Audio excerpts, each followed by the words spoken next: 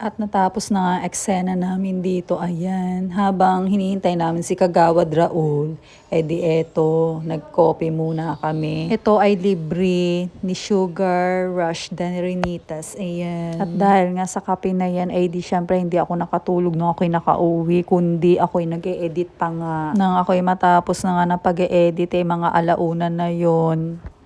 Sige, kung buhay mo mahalaga. Sige, salamat sa iyong suporta.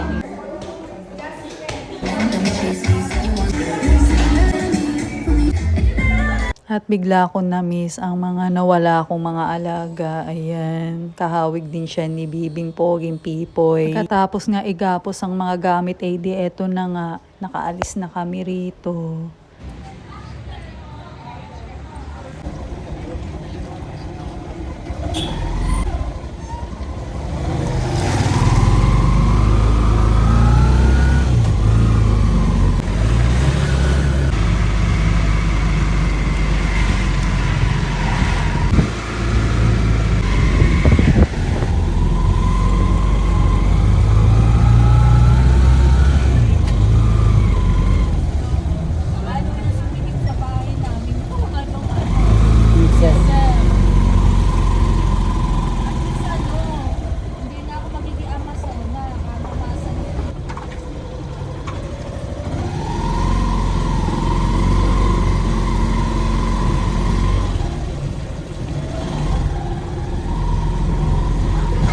At nandito na kami kung saan ay tapos na mga eksenahan, ay di uwian na. Pagkatapos nga maipasok ang mga gamit, ay di eto, ako nga ay sumakay na ng tricycle at umuwi na ako sa aming bahay. At umuulan pa nga dito, buti na lang meron akong dalang sombrero.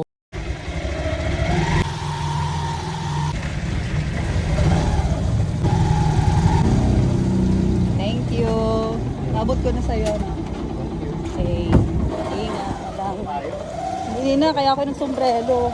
Thank you.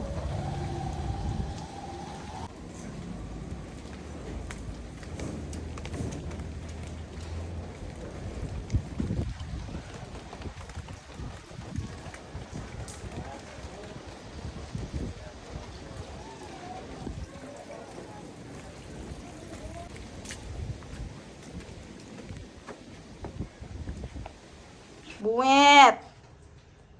At nang ako'y makauwi nga, di eto, naka 6,000 steps ako mula umaga.